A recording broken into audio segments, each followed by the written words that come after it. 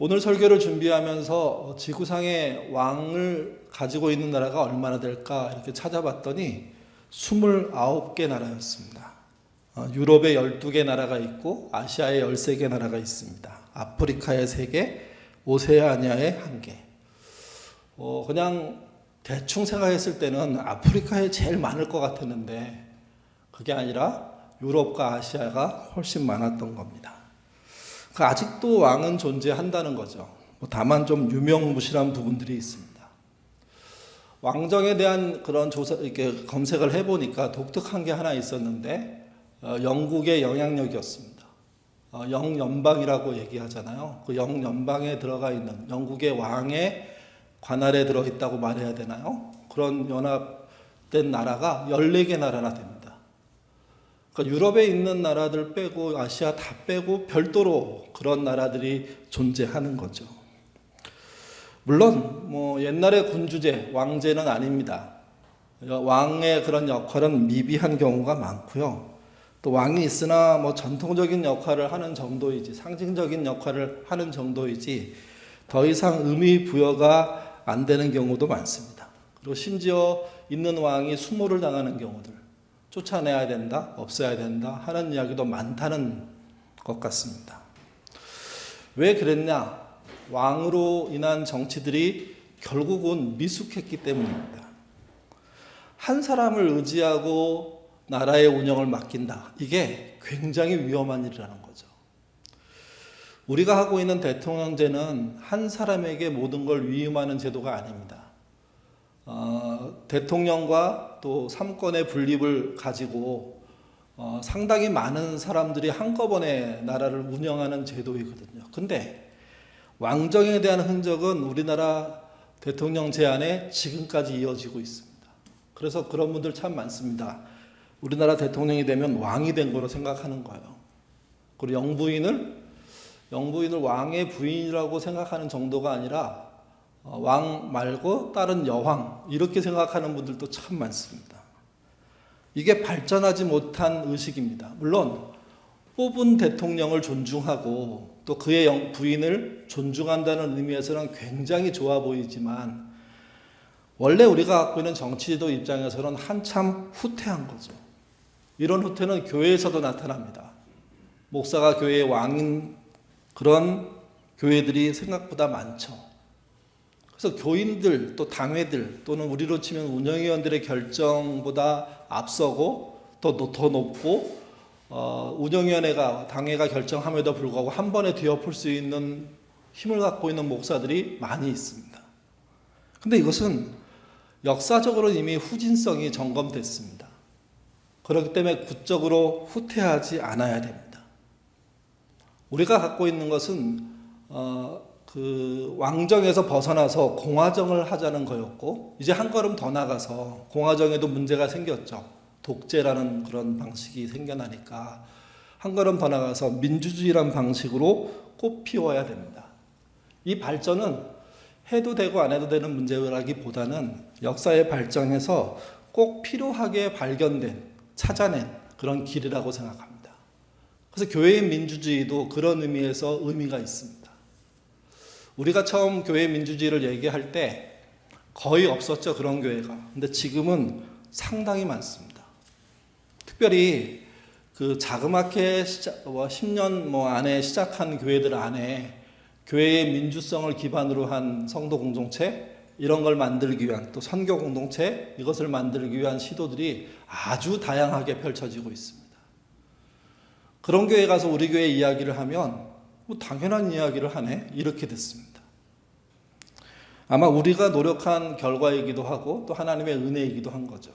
그래서 왕정에서 벗어나서 독재에서 벗어나서 공화정에서 벗어나서 민주적인 사회로 온 것은 성경에 입각한 어떤 정신에 입각해서 볼 때도 틀린 문제는 아니라는 겁니다. 과거로 돌아가면 왕의 문제는 하나님이 허락하지 않는 거였습니다. 근데 사무엘상 8장에 보면 이스라엘이 왕을 달라고 하나님께 강청합니다. 늙은 사무엘은 그 얘기를 듣고 하나님께 고했지만 본인도 원하지 않고 하나님도 원치 않는 일이라고 확신하고 있었습니다. 근데 끝까지 왕을 세워달라고 그들의 표현 중에 이런 표현이 있습니다.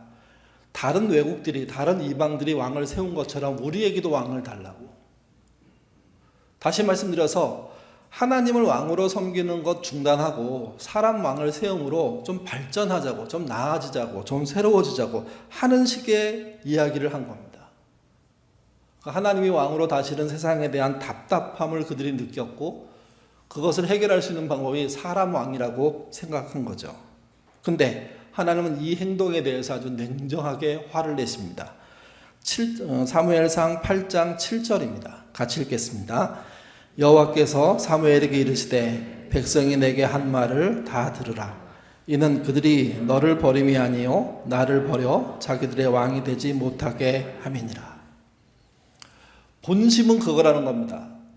사무엘을 버리자는 게 아니라 사무엘도 우리 편이 됐으면 한다는 거죠. 어떤 일에 대해서 하나님이 왕이 아닌 사람이 왕이 되는 세상에서 거기에서 일조를 하게 하는 선지자, 그러면 사무엘은 더 좋은 선지자가 그들에게 될 수 있다는 겁니다.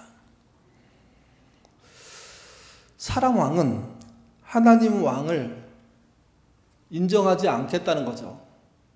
사람 왕을 세워서 하나님의 왕을 밀어내겠다는 거죠, 이게. 왜 하나님 왕을 싫어하고 사람 왕을 원했을까요? 여러 가지 설을 세울 수 있습니다. 그 중에 하나 제 생각은 이렇습니다. 이스라엘 백성 입장에서 그동안 하나님과 함께 살아오지 않았습니까? 그 하나님은 쉬운 상대가 아니었습니다. 속여 먹을 수 있는 대상이 아닌 겁니다. 그분이 전능하시죠. 모든 것을 아시죠. 속일 수가 없습니다. 작던 크던 본인들이 속일 수 있는 일을 나름대로 잘 했음에도 불구하고 다 들통이 난다는 겁니다. 그런 입장에서 하나님 왕은 인간의 입장에서 대단히 불편한 존재입니다. 사람이란 존재가 욕심껏 살려고 하는 것이 우리 안에 있잖아요. 그게 기본적인 죄의 속성이기도 연결이 되는데 그 욕심껏 살려다고 하면 정정당당함에 문제가 생깁니다. 또는 불의함을 눈 감고 몰래 지나가야 되는 그런 문제들이 생깁니다. 근데 하나님은 거기에 대해서 눈을 감고 있지 않으시다는 거죠. 모르는 게 없다는 거죠. 이게 생각보다 불편합니다. 그래서 하나님을 왕으로 섬기면 더 많은 생각을 해야 되고 더 많이 기다려야 되고 더 많이 참아야 되고 더 많이 욕심껏 살 수가 없게 됩니다. 그래서 마음껏 살고 싶은 욕망 속에서 그렇게 말하는 겁니다. 하나님이 왕 되시는 건 싫고 사람을 왕으로 세워주십시오. 이건 하나님에 대한 오해입니다. 하나님은 자신의 영광을 위해서 일하지 않으시거든요. 자신의 영광을 위해서 이스라엘의 활동이 필요하지 않습니다. 이스라엘을 희생시켜서 본인의 영광을 만들어주지도 않으십니다. 스스로 영광된 존재이기 때문에 이스라엘에게 무슨 피해를 주거나 이스라엘의 도움을 받아서 뭘 하실 생각이 없습니다. 오히려 거꾸로입니다. 하나님은 그들에게 정말 모든 것을 해줄 수 있는 분이죠. 근데 그 하나님의 기본이 공평과 정의와 긍휼과 사랑입니다. 들으면 멋있는 말이지만 살려고 하면 힘든 말입니다. 하나님은 속일 수 없고 하나님이 원하시는 건 원체 옳고 근데 나는 그렇게 살 수가 없고 그러니 불편해진 이들이 하는 말입니다. 사람이 왕이 되면 그래도 숨은 쉴 수 있겠다. 좀 더 낫겠다 하는 식의 이상한 생각을 하게 된 거죠. 근데 이 생각은 결론적으로는 이상한 생각이지만 과정에서 보면 이해되는 생각입니다. 여러분 정말 정직하고 깔끔하게 사시는 부모님 밑에 자녀들이 그 정직과 깔끔함의 은혜를 누리고 산 삶에도 불구하고 그것으로 한 불편함들을 느낄 수 있거든요. 그 사실 때문에 부모가 미워질 수도 있습니다. 부모와 거리를 둘 수도 있습니다. 그게 하나님과 인간 사이에서 벌어진 일이라는 겁니다. 이게. 하나님은 그렇지 않다고 말씀하시지만 사람들은 그렇게 느끼는 거죠. 근데 그들의 느낌은 사실은 또한 스스로의 오해입니다. 왜 그러냐면 왕은요 충분히 속일 수 있고 충분히 나와 같은 존재이기 때문에 구워 삶을 수 있다고 생각하지만 하나님은 전혀 그렇게 말하지 않습니다. 너희에게 왕이 세워지면 너희는 상상도 하지 못하는 일이 벌어질 거다. 그렇게 말씀하시죠. 그래서 등장한 게 뭐냐면 사무엘상 8장 8절부터 18절의 내용들이 쭉 나오는데 세금으로 군역으로 왕이 너희의 모든 것을 빼앗아갈 거라고 얘기하고요. 한 걸음 더 나가서 백성은 왕의 종이 될 뿐이라고 얘기합니다.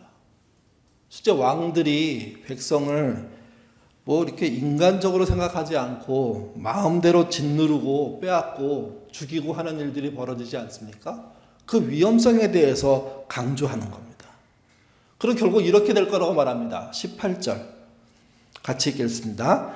그날에 너희는 너희가 택한 왕으로 말미암아 부르짖되 그날에 여호와께서 너희에게 응답하지 아니하시라 하니 너희가 좋아서 그 길을 간다면 가게 될 거다. 근데 너희가 그 왕 때문에 부르짖기 시작한다면 나는 안 들을 거다. 왜? 내가 그 길을 이미 경고했기 때문에. 지금 우리는 왕정에 살지 않지만 여전히 사람이 리더십이 되는 나라에 살고 있습니다. 그 사람이 해결점이라고 생각합니다. 우리가 투표할 때마다 느끼잖아요. 내가 투표한 그 사람이 좀 더 나은 세상을 만들 거라고. 근데 동일하게 겪는 문제가 있습니다.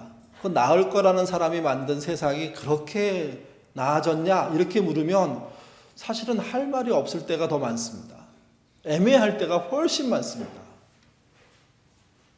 나도 본문에 등장하는 이스라엘 사람들처럼 인간 왕을 요구하고 있는 거구나. 하나님을 직접 상대하기보다는 그 사람을 상대하는 게 훨씬 낫고 틈이 있고 그래서 내가 더 숨 쉴 수 있다고 생각하는구나. 이게 결국 하나님 앞에 부르짖는 마지막 날들을 만드는 건데 우리는 모른다는 거죠. 결국 하나님은요 왕을 허락하십니다. 근데 왕을 늦게 이스라엘에게 허락한 이유가 있다는 사실을 기억하셔야 됩니다. 오게 될 일이지만 하나님은 막고 싶으셨고 막을 수 있다면 늦게 한다면 더 늦게 허락하는 게 옳다고 더 많은 대안을 세운 다음에 하면 좋겠다고 그렇게 생각하는 거라고 저는 성경이 읽혀집니다. 그것을 모르는 이스라엘들은요 왕을 달라고 하는 거죠. 왕을 달라고 하는 어떤 모델을 얘기할 때 첫 번째 하나님을 거절한 사건 그 부분을 좀 살펴볼 필요가 있습니다. 이스라엘에 출애굽하고 난 다음에 시내산에 도착했을 때 하나님이 모든 백성을 만나시겠다고 하셨고 그들이 사흘 동안 준비해서 하나님 만나러 나가다가 시내산 전체가 구름과 번개로 우레소리로 뒤덮은 그 모습을 보고 두려워서 자신들이 나일강 그 상박주에 살 때 애굽에서 살 때 고센에 살 때 늘 1년마다 겪었던 그 폭우들 큰 비들 그래서 피난 갔던 생각들 때문에 하나님을 거절합니다. 그리고 그때 그들이 뭐라고 얘기했냐면 하나님은 우리를 상대하지 마십시오. 모세가 우리를 상대하게 해주십시오. 그렇게 두려워하자 하나님이 그래 그렇게 하자 해서 어떤 일을 하시냐면 직접 이스라엘을 만나겠다는 일을 포기하십니다. 그리고 모세를 통해서 이스라엘에게 모든 뜻들을 전달하죠. 여러분 그 결과가 뭡니까?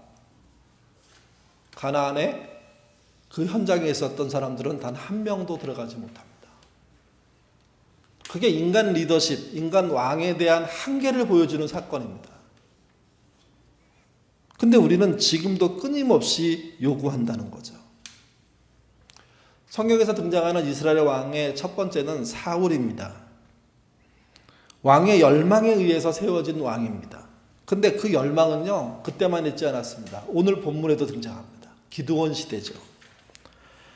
하나님께서는 왕을 세울 생각이 전혀 없으셨습니다. 근데 기드온은 생각이 있었습니다. 그래서 자식을 낳았는데 정확하게 몇째 아들인지 모르겠지만 아비멜렉이란 아들을 낳고 아비멜렉이라고 이름을 짓습니다.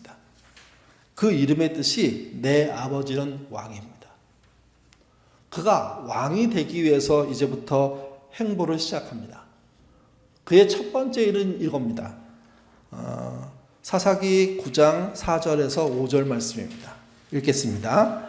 바알불이 신전에서 은 70개를 내어주매 아비멜렉이 그것으로 방탕하고 경박한 사람들을 사서 자기를 따르게 하고 오브라에 있는 그의 아버지의 집으로 가서 여룻바알의 아들 곧 자기 형제 70명을 바위 위에서 죽였으되 다만 여룻바알의 막내 아들 요담은 스스로 숨었으므로 남으니라.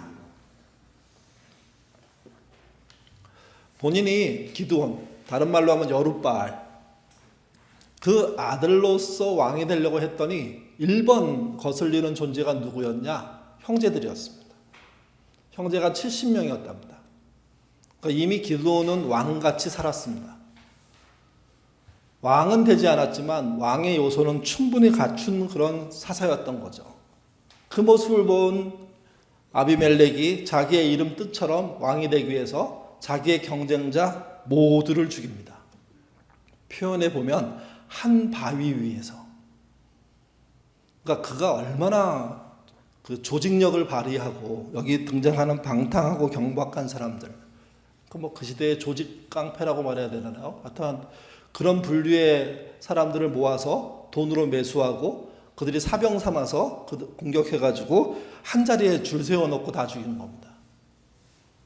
그러니 얼마나 참혹합니까? 왕이 된다는 것 자체가. 다행인지 모르겠지만 한 명이 살아났습니다. 요담이라는. 요담이 산으로 도망쳐서 이 상황을 우화로 표현합니다. 그게 이제 5절부터 21절에 나오는 나무를 통한 나무의 왕이 되는 이야기를 하게 되죠. 나무들이 왕을 세우기로 했습니다. 그리고 올리브 나무가 그 나무 중에 가장 왕의 자태를 갖고 있고 성품을 갖고 있었나 보죠.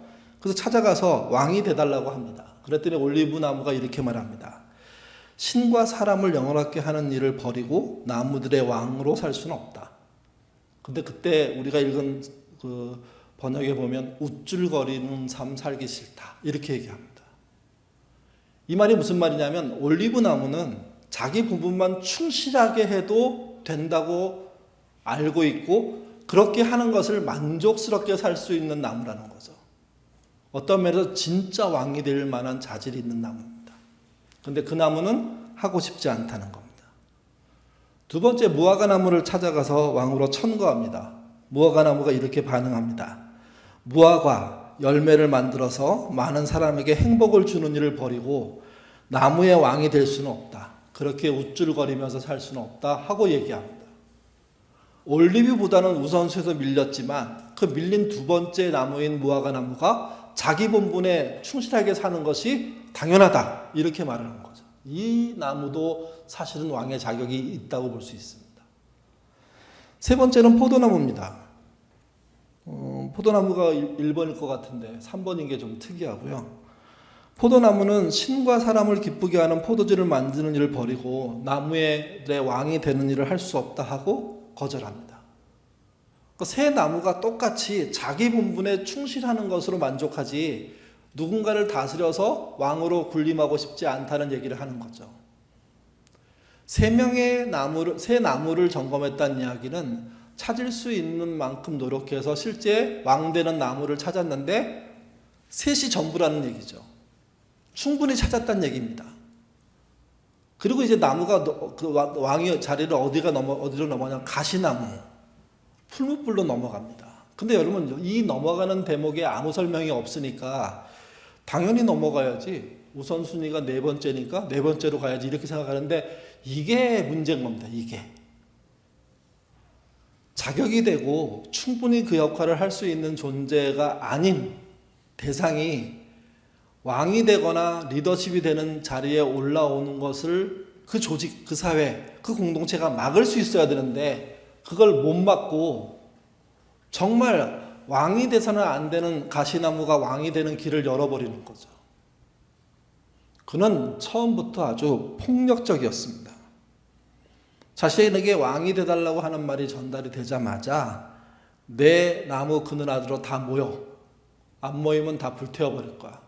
그리고 갑자기 뭐가 등장하냐면 레바논의 백향나무를 가지고 태워버리겠다는 이야기가 등장합니다. 이 우화에서 요담이 하고 싶은 말은 여러 가지로 해석할 수 있는데 제가 이 우화를 듣고 느끼는 것 하나는 이겁니다. 자격이 되는 존재까지만 요청이 돼야 되는데 우리 사회는 그렇지 않다는 겁니다. 자격이 안 되는 존재에게까지도 공평하다는 이유 때문에 기회를 주는 거죠. 그게 인간의 공평입니다. 그 공평으로 말미암아 자질이 정말 없는 형편없는 만약에 리더십이 또 이 본문에서처럼 왕이 세워지면 그 나라는 끝장나는 겁니다.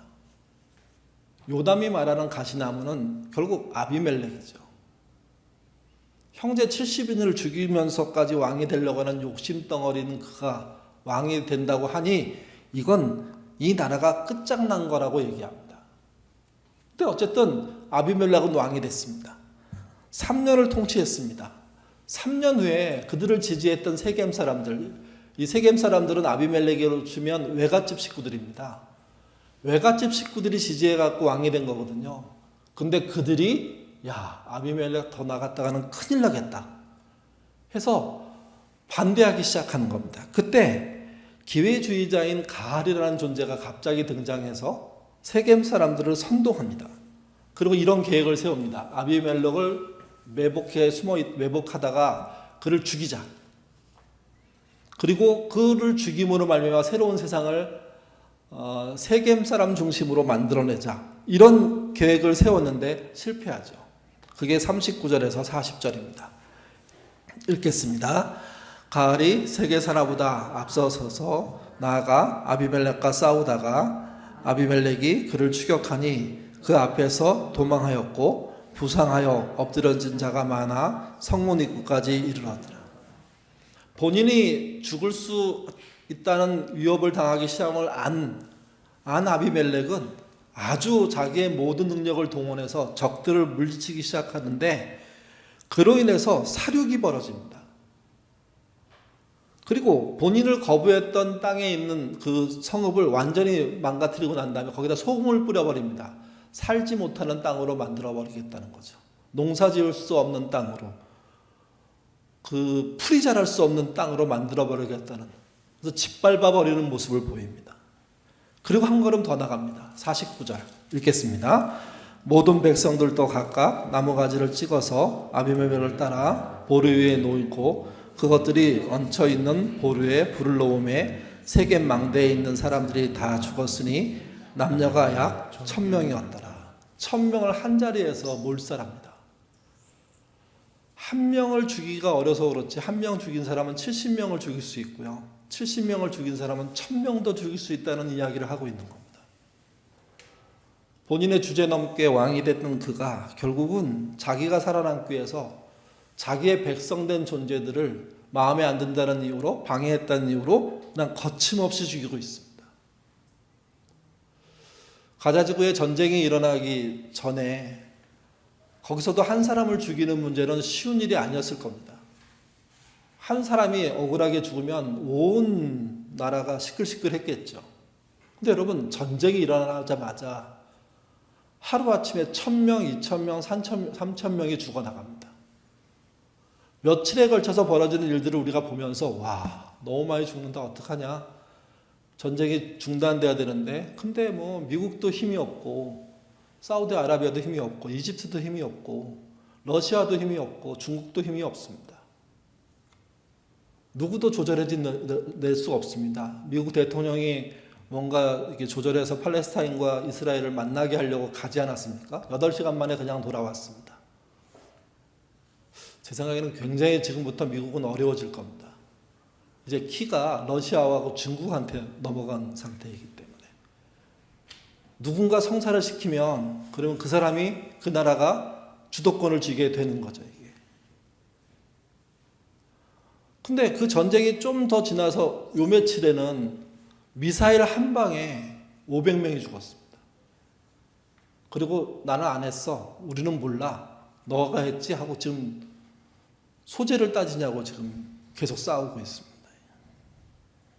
한 명 죽이기가 어려서 그렇지 한 명을 죽이기 시작하면 2명 죽이는 건 쉬운 문제가 되고 70명, 1000명 그 이상의 죽이는 문제는 쉬워집니다.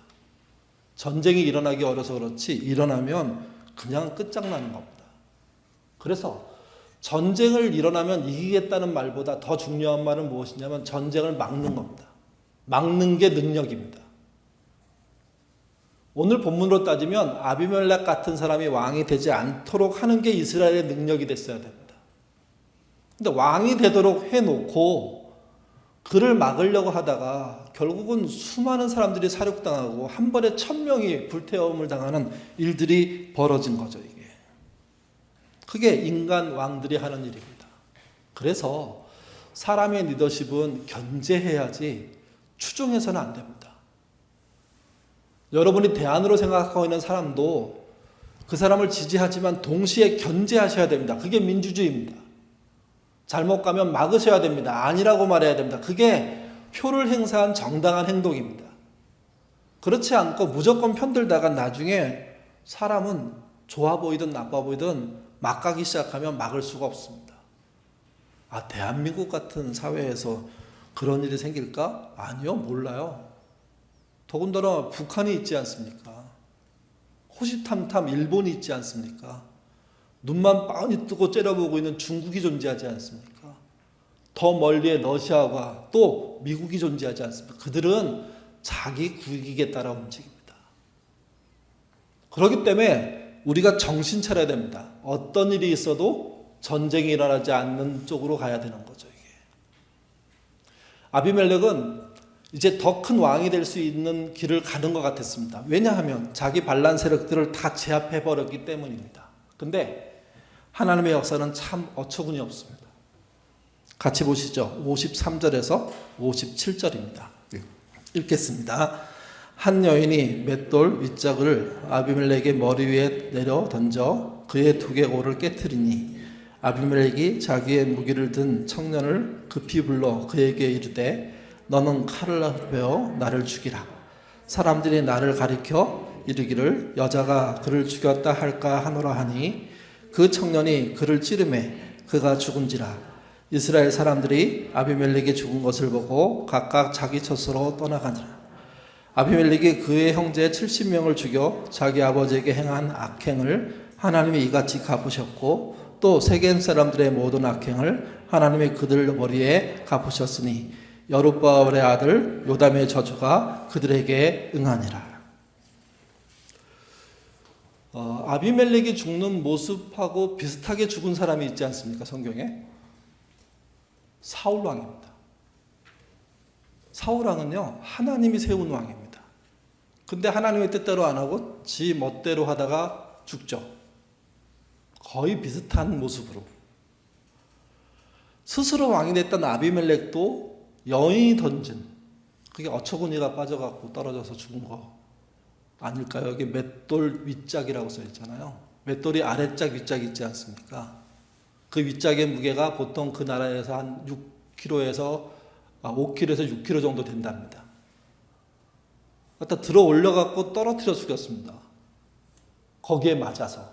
아니 가장 뛰어난 왕 그리고 용맹스러운 왕 전투에서 이겼고 승리한 왕 적군을 완전히 질밟았던 왕이 여인이 던진 맷돌에 맞아 맷돌 윗짝에 맞아서 그냥 즉사한 겁니다. 그리고 그 숨이 붙어 있는 동안 그 자기 명예심에 의해서 야 내가 여자한테 죽었단 말은 듣지 말아야지 해서 자기 옆에 무기를 들고 다니는 그런 그 젊은 병사가 있는데 그의 칼에 의해서 죽죠. 여러분 사울도 똑같습니다. 뭘 말해주는 걸까요? 이게 왕의 최후라는 것을 말해주고 있는 겁니다.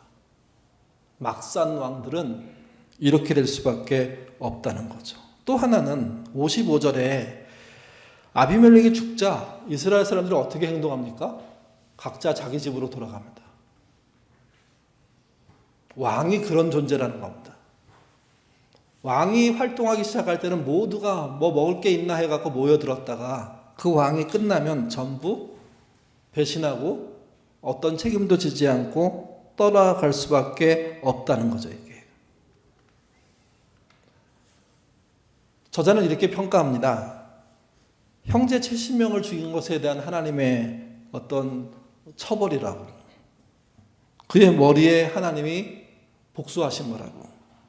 그리고 이야기로 따지면 요담의 저주가 임했다고 이렇게 표현합니다. 그래서 스스로 왕이 됐던 첫 번째 사람의 마지막이 이러함을 보여주는 거죠. 이게 이런 모습이 아비멜렉에게만 통할까요? 성경은 그렇지 않다고 얘기합니다. 성경은 모든 사람에게 이 이야기를 적용합니다. 야고보서 1장 15절인데요. 같이 읽겠습니다. 욕심이 잉태한 즉 죄를 낳고 죄가 장성한 즉 사망을 낳습니다. 욕심이란 오늘 본문의 이야기로 따지면 하나님을 피해서 틈을 만들고 싶어하는 모든 것을 말합니다. 하나님이 왕이신데 그 왕의 통치를 받지 않고 왕 아니게 만들려고 하는 모든 행동들, 사람 왕을 세워놓고 그 왕을 통해서 대리만족을 추구하는 모든 행동들이 뭐냐? 그게 욕심입니다. 그 욕심은 죄를 낳고 그 죄는 장성하고 그래서 사망으로 나온 거죠. 아비멜렉의 이야기가 그렇고 사울의 이야기가 그렇습니다. 또 하나, 본인들의 잘못은 결국 본인들에게 어떤 영향을 줄까? 시편 9편 15절부터 16절 말씀은요, 이게 요한복음 3장 16절처럼 굉장히 중요한 말씀입니다. 좀 표시해 놓고 많이 읽으시고 외우시면 훨씬 좋을 것 같은데요. 그 말씀에 이렇게 써 있습니다. 이방 나라들은 자기가 판 우동에 빠짐이며 자기가 숨긴 그물에 자기 발이 걸렸도다. 16절 읽겠습니다. 여호와께서 자기를 알게 하사 심판을 행하셨으며 악인은 자기가 손으로 행한 일에 스스로 얽혔도다. 악한 존재가 받는 심판은 하나님이 벌을 내리는 것이라고 우리는 다 알고 있지만 좀 더 명확하게 시편의 기자가 하는 설명은 그런 게 아니라는 겁니다. 자기가 판 웅덩이에 빠지는 거고요. 자기가 숨긴 그물에 발이 걸리는 겁니다. 또 자기가 손으로 행한 일에 스스로 얽히는 겁니다. 그의 미래는 그가 한 행동 안에 있다는 겁니다. 그게 웅덩이가 되고 그게 그물이 되고 그게 손으로 행한 일이 됩니다. 메시지는 이렇게 번역했습니다. 읽겠습니다. 저악한 나라들 자기들이 놓인 덫에 걸리고 자기들이 친 그물에 발이 엉켰구나. 저들을 아무 말도 못하니 하나님 일하심 이토록 악인들이 스스로 만든 교활한 기계장치에 손이 찔렸구나. 말씀을 가만히 보시면 악인, 스스로 왕이 된 존재, 또 인간의 그런 욕심, 죄로 장성하는 모든 과정들의 내용에 대한 벌은 이미 본인이 쥐고 있는 겁니다. 전부 다. 본인이 판 웅덩이고 덫이고요. 본인이 몰래 남들에게 해코지하려고 설치하는 그물이며 또 자기 손으로 행한 모델입니다. 메시지는 이걸 이렇게 번역했습니다. 악인들이 스스로 만든 교활한 기계 장치라고요. 남을 공격해서 괴롭히려고 교활하게 짜놨는데 그게 결국 자기한테 그대로 적용돼서 본인이 당해서 죽는 겁니다. 아비멜렉이 왕이 되겠다고 하는 생각도 그렇고 이스라엘들이 왕을 달라고 했던 모든 내용의 결과는 이런 식의 결과가 나올 수밖에 없다는 거죠. 우리도 그러지 않는지 한번 살펴보십시오. 우리는 표면적으로 왕을 요구하지 않습니다. 근데 여러분, 성경은 하나님을 왕으로 얘기하십니다. 성경의 이야기에서 왕은 우리를 지배하시는 분이고 다스리는 분이시고 우리의 모든 생사화복을 알고 계시는 분이십니다. 그 왕을 피해서 도망가면 여유가 생긴다는 이 잘못된 욕심의 세상에 빠져들면 결국 똑같은 결과가 나오게 된다는 거죠. 하나님을 이겨먹으려고 하니까 사람한테는 이제 더 세게 보이려고 아주 포악한 일들을 벌이게 되는데 그 정권은, 그 힘은, 그 왕은, 그 능력은 그렇게 오래가지 못하고 결국 무너지게 된다는 거죠. 그리고 그 무너짐은 오늘 본문에서는 한 여인이 떨어뜨린 맷돌 윗짝에 머리가 맞아 죽는 것으로 나와 있습니다. 대단히 멋있게 전투를 하다가 대단히 멋진 일에 끄트머리에 서는 게 아니라 어처구니 없이 죽는 일들이 벌어지는 것. 그게 잘못된 세상의 결론이라는 겁니다. 그래서 스스로 왕이 되려고 했던 아비멜렉과 같이 살지 않아야 합니다. 우리는 하나님이 왕이 되신 것에 만족하고 그분이 완벽하기 때문에 그래, 그분 앞에 속일 수 없다는 생각을 가지고 그분 앞에 순종함으로 사는 것이 오히려 복이라는 사실을 잊지 않으셔야 됩니다. 이것이 요즘 세상의 젊은이들에게 참 어처구니 없는 일처럼 들릴 수 있습니다. 요즘 같은 세상에 고개 숙이고 왕으로 누군가를 섬기는 게 말이 돼? 근데 여러분 잊지 마십시오. 하나님은 그런 분이십니다. 교회가 요즘 너무 하나님을요, 수호신 비슷하게 만들어버렸거나 심지어는 마니또에서 등장하는 행운의 신같이 만들어놔가지고 하나님이 왕 됐다는 표현에 대해서 사람들이 경악합니다. 교인들까지도 깜짝깜짝 놀랍니다. 아닙니다. 하나님 말고 왕 되실 분은 없습니다. 그분 앞에 사람 왕을 세우는 게 잘못입니다. 목사도 아니고 대통령도 아니고 이 땅에 왕을 호칭을 갖고 있는 29개의 나라의 그 왕들도 아닙니다. 하나님만 왕 되십니다. 그 왕 되신 하나님께 당신이 왕이시고 나는 당신의 백성입니다 하는 태도로 사시는 것이 은혜입니다. 그 안에 은혜에서 벗어나지 않는 그런 분 되셔야 됩니다. 한 걸음 더 나가면 예수님의 십자가가 그 왕 되심을 다시 보여준 증거 아닙니까? 그 은혜로 감사하시고 그 분의 모든 알고 계신 능력 속에서 살고 있다는 사실을 잊지 않으셔야 됩니다. 그렇기 때문에 좀 더 정직하고 좀 더 성실하게 살려는 노력을 하십시오. 나빠지지 않습니다. 힘겨울 수는 있지만 후퇴하지 않습니다. 그렇게 사는 게 우리의 삶 속에 훨씬 나은 결과를 만든다는 것이 오늘의 메시지입니다. 아비멜렉처럼 스스로 왕이 되는 자리, 또 왕을 세우는 자리로 나가지 않는 저와 여러분 되시기를 주님의 이름으로 부탁드립니다. 기도하겠습니다. 누군가를 지지한다는 것은 우리의 욕심이 몰리는 현상입니다. 그래서 A를 지지하고 또는 B를 반대하고 하는 일들을 저희들은 합니다. 때때로는 사력을 다해서 하는 사람도 있고 때때로는 건성건성하기도 합니다. 근데 사람의 왕이란, 사람의 리더십이라는 게 그것만큼 위험한 게 없습니다. 포도나무처럼, 올리브나무처럼, 무화과 나무처럼 좋은 왕이 되는 사람이 있을 수 있습니다. 그러나 그런 왕은 희박합니다. 또 그런 왕이라고 하더라도 하나님을 왕으로 모시지 않는 사람들은 흔하게 있을 수 있습니다. 그렇기 때문에 사람 왕에 대한 희망을 거는 태도부터 우리는 버릴 줄 알아야 합니다. 지지하되 잘못하거든 꾸짖을 수 있는 그런 정말 시민정신이 필요하고 그런 태도가 기독교와 교회 안에 편만해져야 됩니다. 한 번 찍었기 때문에 영원히 끝까지 변치 않게 지지하겠다는 그런 것만큼 건방진 마음은 없습니다. 이 땅에 제일 중요한 건 전쟁이 일어나지 않는 겁니다. 아무리 우리가 우수하고 또 우열해서 앞선다고 하더라도 전쟁이 일어나면 모두가 그냥 끝납니다.